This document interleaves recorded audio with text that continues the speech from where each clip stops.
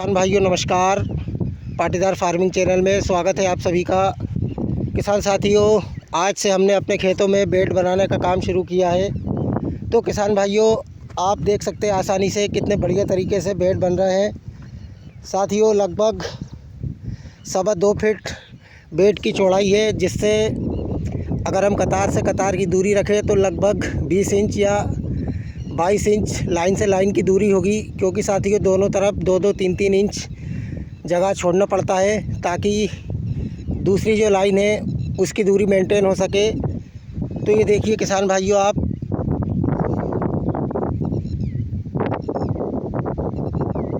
बिल्कुल आपको ये आसानी से दिखाई दे रहा होगा। तो साथियों, इस खेत में मैं NRC 268 वैरायटी लगाऊंगा। तो साथियों, एक बेड पे 2 लाइन होगी। पहले मैंने सोचा था बेड थोड़े बड़े करके एक बेड पे 3 लाइन बनाए, लेकिन साथियों दूरी कम हो जाती, लगभग 15 से 16 इंच दूरी होती। तो किसान भाइयों, NRC 268 वैरायटी को इतनी दूरी काफ़ी नहीं होती है, क्योंकि वैरायटी बहुत ज़्यादा ब्रांचिंग करती है और उसकी हाइट बहुत ही ज़्यादा बढ़ती है। इसलिए किसान भाइयों मैंने बेड को छोटा ही रखा है ताकि एक बेड पर 2 लाइन जा सके। अब देखते हैं किसान भाइयों, जैसे बारिश होती है इसमें हम टोकन मेथड से बुआई करें या हाथों से चौपाई करें, जैसे भी किसान भाइयों परिस्थिति बनेगी, वैसे मैं आप सभी किसान भाइयों को वीडियो के माध्यम से पूरी जानकारी दूंगा। तो साथियों, बहुत ही बढ़िया खुला हुआ मौसम है और खेतों की जो मिट्टी है वो भी सूख चुकी है, जिससे बेड बनने में ज़्यादा दिक्कत नहीं आ रही है। तो ये देख सकते हैं आप, ये हमारी बेड मेकर मशीन है। बहुत से किसान भाई कंफ्यूज हो रहे हैं बेड मेकर मशीन को लेके, क्योंकि साथियों मैंने ये कल्टीवेटर जुगाड़ से अपना बेड मेकर मशीन बनाई है। तो ये देख सकते हैं आप, एक बार में किसान भाइयों 2 बेड इससे बन रहे हैं। एक बेड किसान भाइयों यहाँ से निकल रहा है और एक बेड यहाँ से निकल रहा है, ये आप देख सकते हैं। किसान भाइयों, इन पत्तों को अगर हम थोड़ा सा इधर से खिसकाएँ तो साथियों बेड 3 फीट 3.25 फीट के बनेंगे। मैंने इन पत्तों को थोड़ा सा 6 इंच इधर किया है, तो किसान भाइयों बेड 2-2.25 फीट के बन रहे हैं। अगर थोड़ा सा इनको और इधर कर लूँ तो लगभग 1.5 फीट के बेड बनेंगे।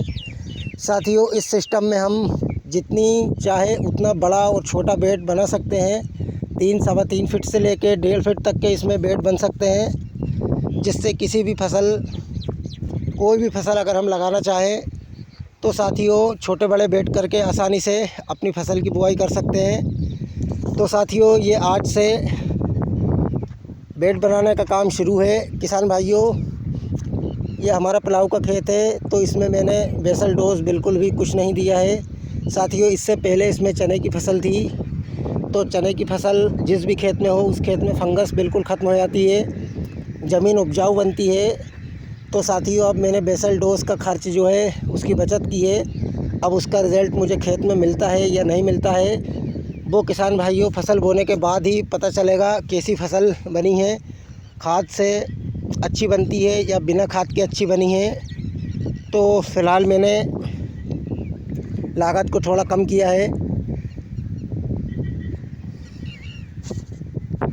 किसान भाइयों, इस वर्ष में 2 वैरायटी लगा रहा हूँ, एक JS 2172, एक NRC 268, दोनों लेट वैरायटियाँ हैं। बेड पर किसान भाइयों अगर पानी की लंबी खींच मिल भी जाए तो बेड में इतनी नमी रहती है, सोयाबीन हमारी पक के अच्छी तरह तैयार हो सकती है। और दूसरी बात साथियों, पुलाव का खेत है तो नमी काफ़ी दिनों तक इसमें रहेगी। इसी कारण मैं कम बारिश इस साल कृषि वैज्ञानिक बता रहे हैं, तब भी मैं लेट ही वैरायटी का चुनाव कर रहा हूं। अब आगे जो भी परिस्थिति बनती है, खेती-बाड़ी किसान भाइयों एक रिस्क है, अगर हम रिस्क ना लें तो भी कुछ नहीं होता है। तो फ़िलहाल आज ये हमारा बेड बनने का काम चालू है। अब किसान भाइयों जैसे ही बारिश होगी उस हिसाब से इसमें मैं हाथों से या टोकन विधि से जैसे भी हो बुआई करूँगा, और बुआई का वीडियो बनाकर पूरी जानकारी आप सभी किसान भाइयों को दूंगा। धन्यवाद।